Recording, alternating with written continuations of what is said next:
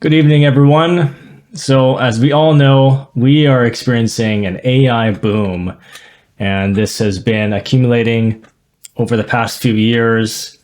Even though artificial intelligence has been more and more prominent over the past couple decades or so, it has just been in increasing use and purpose and predominance, and is taking over technology these days. So in this talk, I'm going to explain and mention 5 ways that AI is spying on all of us.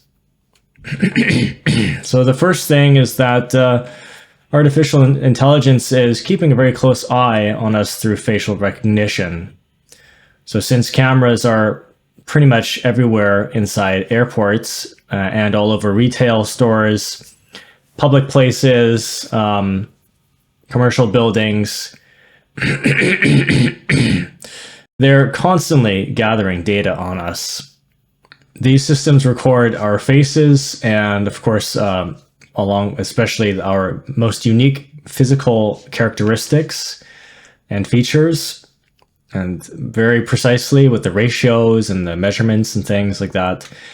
Because AI is designed to learn continuously, it remembers these details to track our movements.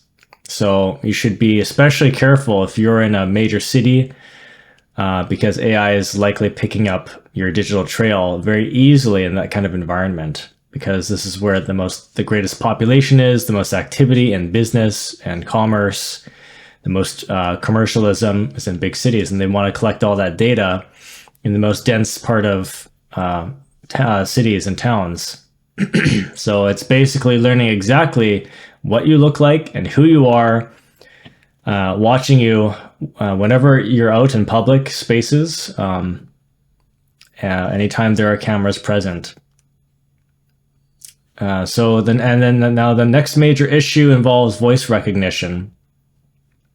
Many people have invited in devices like Alexa or Google Home or Siri, and now we have Gemini, sponsored or rather owned by Google, into our home spaces, and many other smart gadgets too. A smartphone, of course, smart TVs, and these are essentially high-level spy tools.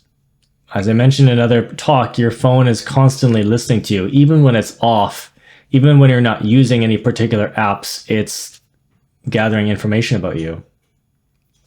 It's learning about you so that it can keep you as a very distinct customer with a distinct taste and feed you what you want. So instead of someone needing to break into a home to plant a bug or something, people are voluntarily buying these devices and installing them themselves, doing this hard work without realizing it, doing all the hard work of this tracking data. So, as I mentioned, Alexa, Siri, they're constantly being trained by AI. They learn your specific desires and tastes, preferences, your routine, daily patterns, and your overall behavior.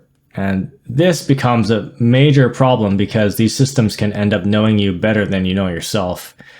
And this opens you up to being hacked, ultimately, and facing other very serious complications. So we have to be extremely cautious because there have been many reports of people finding recordings of their private conversations online.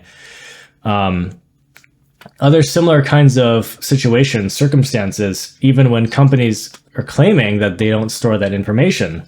So we have to be extremely cautious because there have been many reports of people finding recordings of their private conversations and other similar circumstances or situations, even when the products that they bought, these companies are claiming that they don't store that information. Well, most of them do.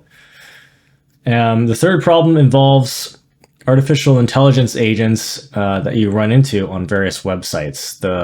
Those AI, those just bot agents that are supposed to help you and when you need support. So when you interact with these support bots or virtual assistants, they're grabbing your personal data. They're storing it. They're remembering that. So once they have it, they actually sell that information or rather, they send that information to data brokers, actually. And these data brokers will sell your info to anyone who's willing to pay, including advertisers, spammers, scammers, and anyone who's got the money for it, even criminals. So to protect your privacy, you should use a service that actively removes your information from these data broker registries. So you should look for something that doesn't just do a one-time sweep, but monitors these sites year-round, as your data often gets re-uploaded. And one of the best examples of this is a service called Deleteme. This will do that for you. This is probably one of the leading privacy sweepers. It's not just your antivirus that will do this. You need something more specialized, and so Deleteme is a very good system. On top of this, you should use tools like masked emails and temporary phone numbers when signing up for things, so that you never have to give out your actual contact details. One type of email service that I like to use for very serious transactions and things, something that's very secure, is Protonmail. So now it's better that I use, Hotmail or Outlook for everyday emails and more personal things, and for things like crypto trading or any kind of investments and any sensitive material or business, I use Protonmail. That's probably the best, most secure email that you can use. Email service. So, so when you're signing up for things online, you never have to actually give out your actual contact details if you know how to use temporary phone numbers and emails and things like that. So this all acts like digital camouflage, so that you have someone watching out for you and your privacy. Now let's go over phone and location tracking. The fourth danger involves AI taking over your conversations. And so what it's doing is it might ping cell phone towers constantly. And this is what your smartphone is doing. It's pinging cell phone towers all the time to let the network know where you are. This is location data, right? So artificial intelligence takes this data and maps it out. And it's a major problem because it reveals exactly what you do and where you go. It knows your routine. So again, data broker websites are gathering this information and selling it to companies that might send you a coupon or something because you just walked past their store in the the mildest case scenario. But there's a much more severe potential to this, a more detrimental potential, So if criminals get a hold of this data, then they can use that AI to determine your exact routine. Like when you go to the gym, when you go to the cafe after, when you pick up your dry cleaning, what certain days you go to the personal training and all that.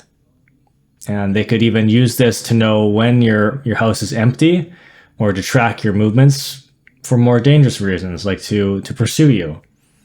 So you should be very careful and aware of this if you use a smartphone. If you want to take an extra step, you should consider using a flip phone. And while this still pings the towers, it's not watching you the way that a smartphone is. It's not watching your every move, listening to you. It's not collecting data on your behaviors and your tastes through the applications, because flip phones don't have apps. So this makes triangulation much more difficult when you have a flip phone. There are people out there who never have texted before, and these are not just old people. These are, ex-CIA agents and people from the police force they know how these things work, and they know they really value their security and privacy. So that's why they use flip phone. They don't text. They don't use apps. Maybe on occasion, but it's more like a personal burner phone. So if you ever face a serious threat or a stalker, you should dump your smartphone and immediately swap it for a flip phone, or even perhaps now they have the up phone or the unplugged one, which is like a smartphone, modern, up to date, but has that flip phone ability of being less trackable. Now, last but not least, AI is used to track your search history. So in the past, algorithms were actually they were overseen by people at IT stations, I guess, or whatever, like some kind of headquarters and offices and things. But nowadays, AI can do that for us. So it never sleeps. Doesn't have to sleep. Doesn't have to get paid. So, and it doesn't need a huge staff to process the information. It just tracks everything effortlessly. Everything you're searching for, it knows exactly what you're doing online. And this could lead to being blackmailed or targeted with constant ads. So to stop this, you should use a virtual private network. I mentioned this, a VPN, a private VPN. NordVPN is a good one. It's one of the leading services. And you switch to search engines like DuckDuckGo that protect your privacy instead of tracking your history. I think Brave is actually a very secure one too. This new browser, Brave. So you should always be careful and take steps to protect your privacy, because the world is not getting any safer. We should think more about our digital prints that we're leaving as we go about our day to stay safe.